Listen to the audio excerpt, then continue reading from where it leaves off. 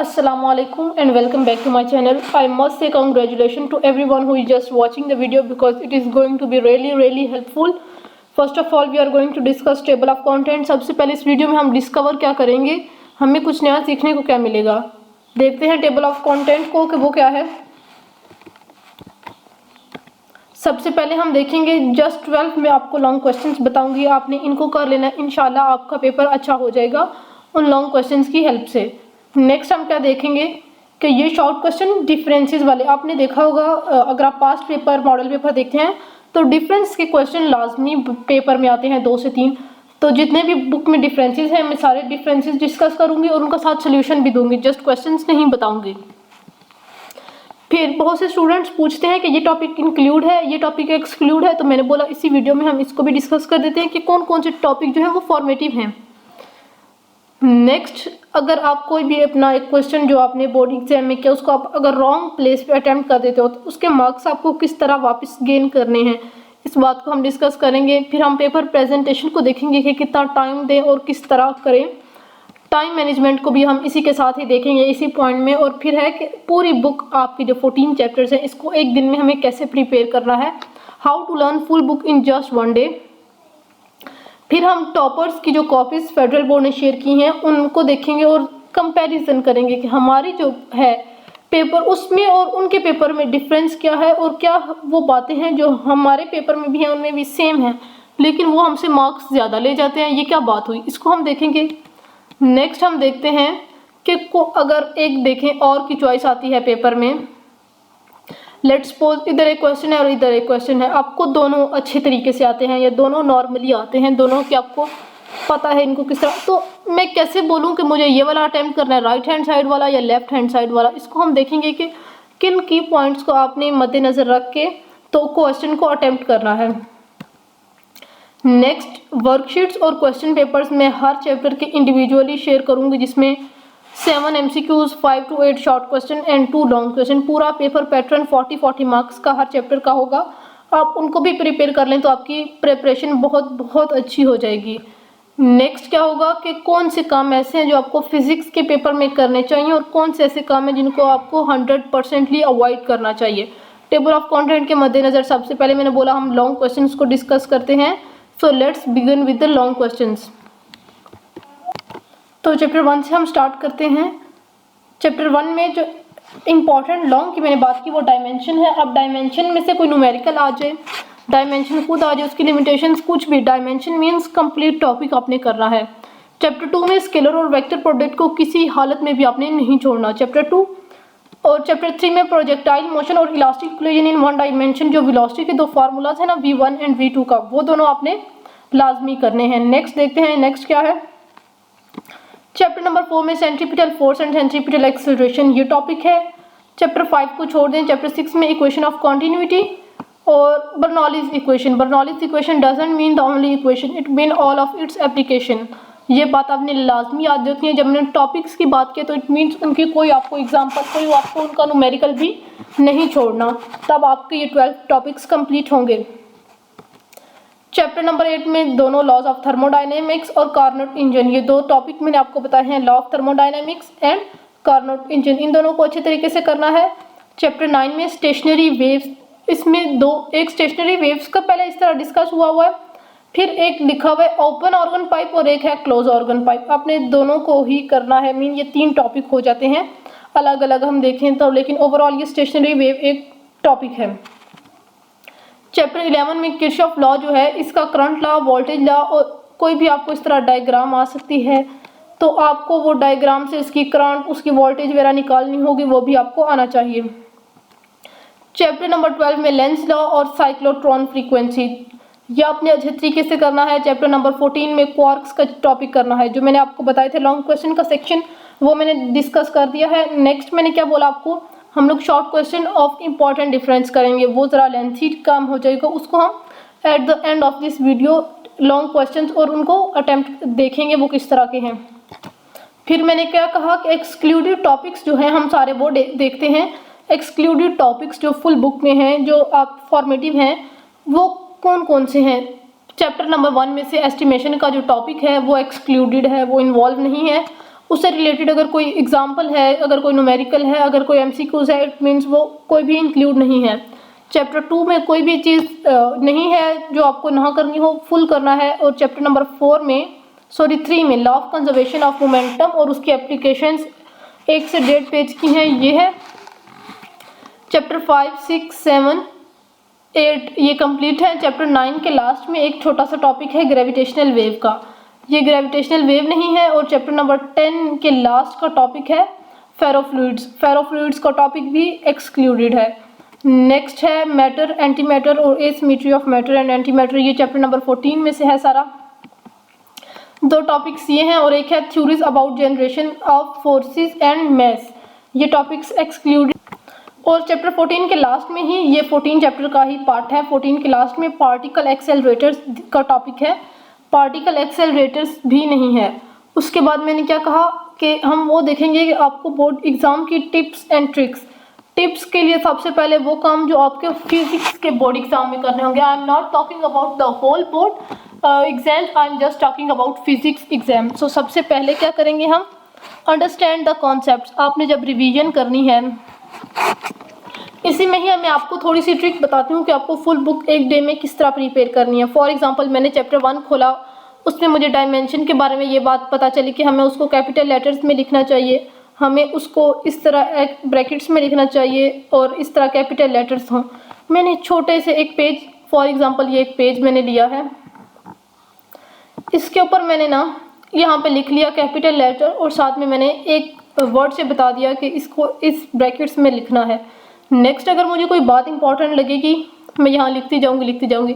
आपने 1 से 1.5 पेज के ऊपर पूरा चैप्टर जो है उसके कॉन्सेप्ट्स को लिखना है। और कॉन्सेप्ट समझने हैं, रट्टा मारने की लास्ट डे में बिल्कुल भी कोशिश नहीं करनी, वरना जो कॉन्सेप्ट माइंड में है वो भी निकल जाते हैं लास्ट डे में।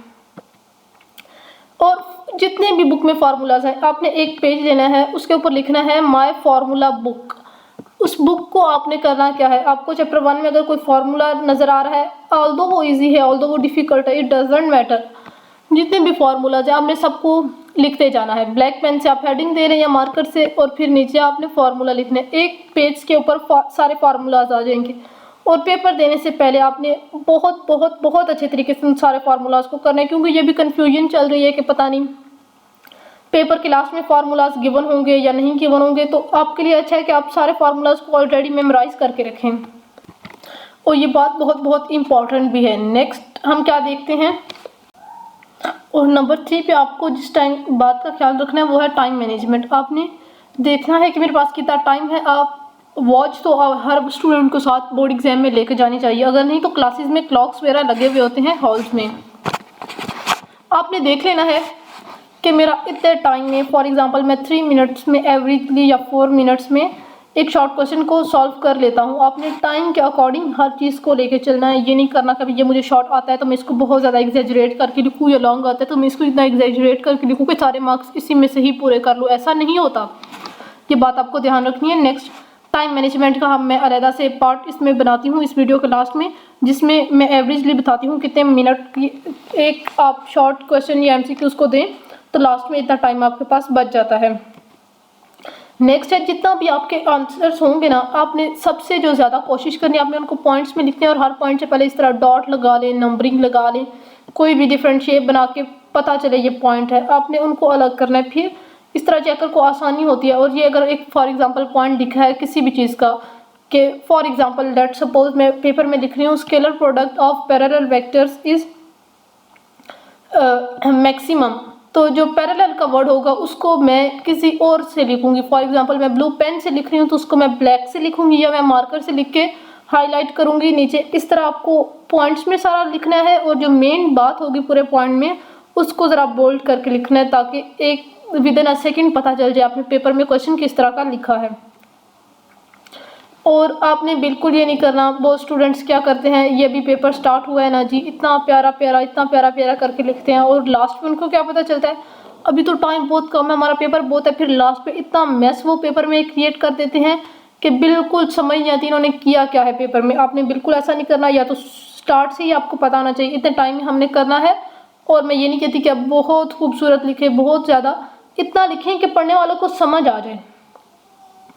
नेक्स्ट क्या है, जितना जो क्वेश्चन है, फॉर एग्जांपल ये कोई भी क्वेश्चन पेपर में क्वेश्चन है, इसको अच्छे तरीके से पढ़े। अगर नहीं समझ आ रहा तो आप क्या करें, लेड पेंसिल तो हर एक बच्चा पेपर में साथ लेके जाता है, नहीं भी लेके जा रहे, पेन तो आपके पास होगा ना। आपने अंडरलाइन करके पार्ट एक क्वेश्चन को डिफरेंट सेक्शंस में कर लेना है। अच्छा ये मुझे पूछ क्या रहा है, आपने क्वेश्चन को अच्छे से और क्वेश्चन के अकॉर्डिंग पेपर में आंसर लिखना है। नेक्स्ट क्या है, वो काम जो आपको बोर्ड एग्जाम में नहीं करने बिल्कुल भी, ये आपको मिस्टेक्स जो है इनको अवॉइड करना है। सबसे पहली मिस्टेक क्या होती है, इररेलेवेंट कंटेंट लिखना। सबसे बड़ी और सबसे मेजर मिस्टेक यही है। पूछा कुछ और जा रहा है, मुझे उसका आंसर नहीं आता, मैं क्या करूं, मुझे खाली जगह नहीं छोड़नी, तो मैं कुछ और ही लिखे जा रही हूँ। ऐसा बिल्कुल भी नहीं करना।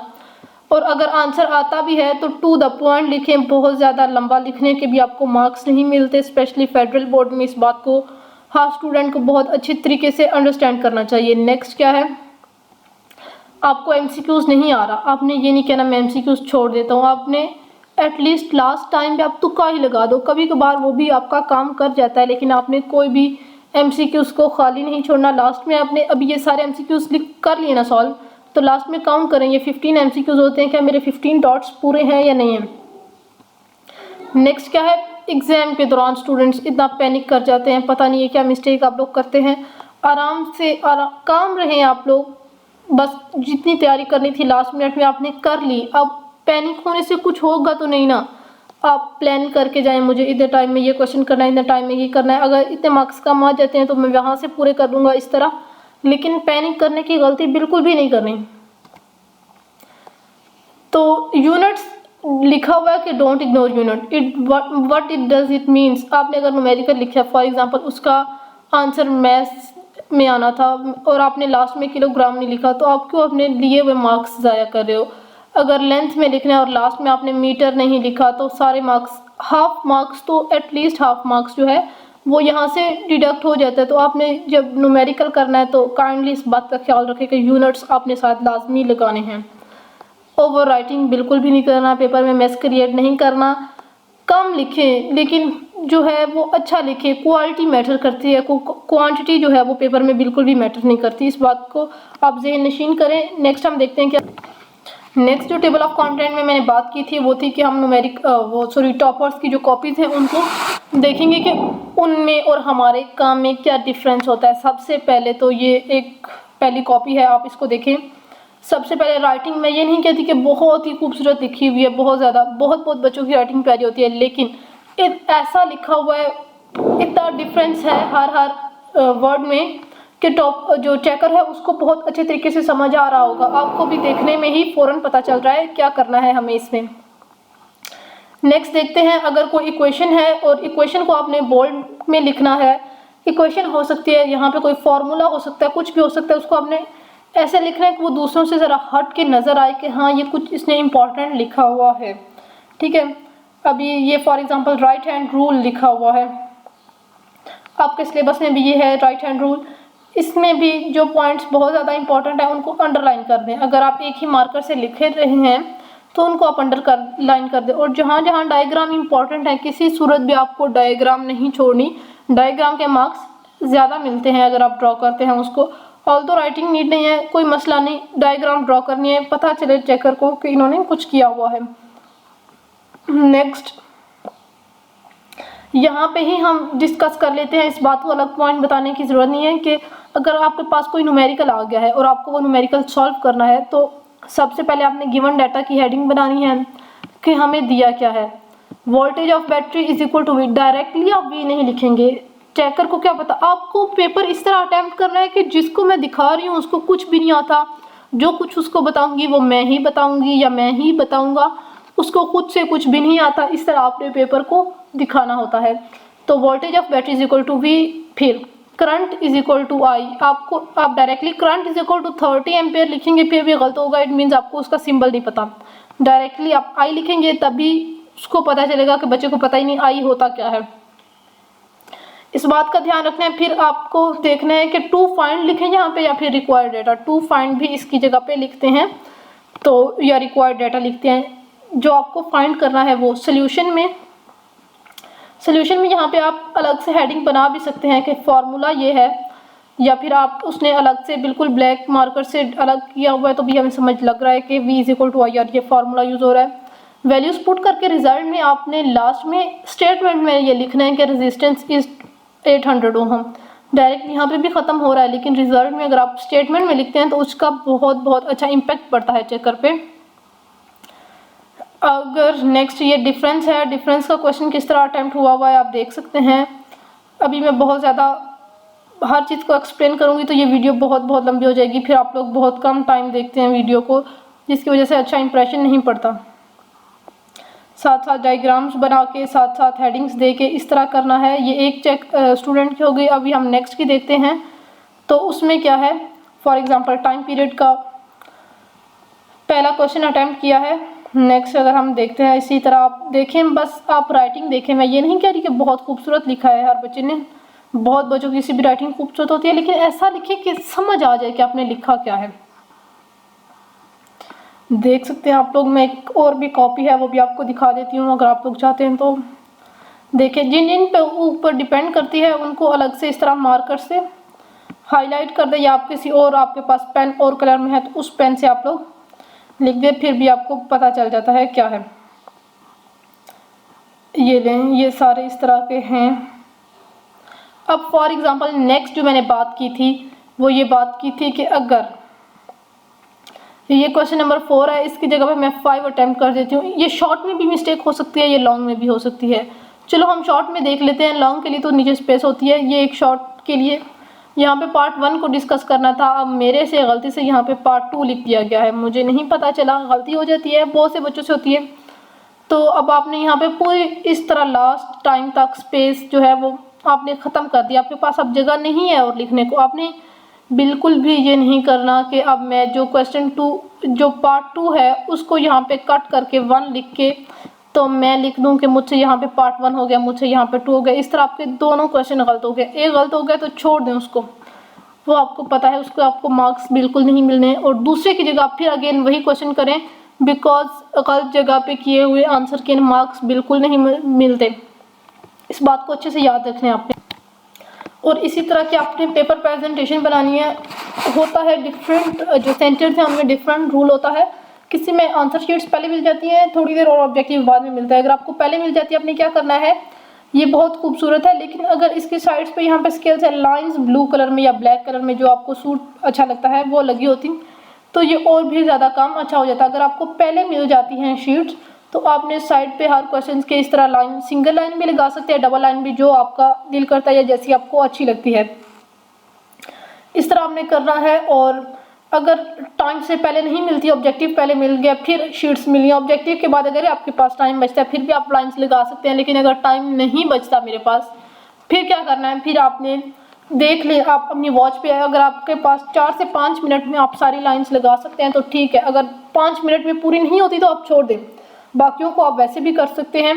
इस तरह आपने कोशिश करनी है ये करने की। नेक्स्ट मैंने बोला था कि हमारे पास चॉइस है 2 क्वेश्चंस की, और मुझे पता है या ये करूँगी मैं या ये करूँगी, मुझे दोनों आते हैं, लेकिन मैं अब किसको चूज़ करूँ इस बात का मैं कैसे ध्यान रखूँगी। फॉर एग्जांपल यहाँ पे आता है कि an equation is dimensionally correct, does it mean the equation is necessary correct, या फिर cross product of 2 unit vectors. इसमें सोचने की बात है, इसमें मुझे जो पार्ट बी होगा इसमें मुझे ज़्यादा स्टेटमेंट्स नहीं लिखने पड़ेंगी, मुझे बस लिखना है आई क्रॉस जे, जे क्रॉस के, इस तरह।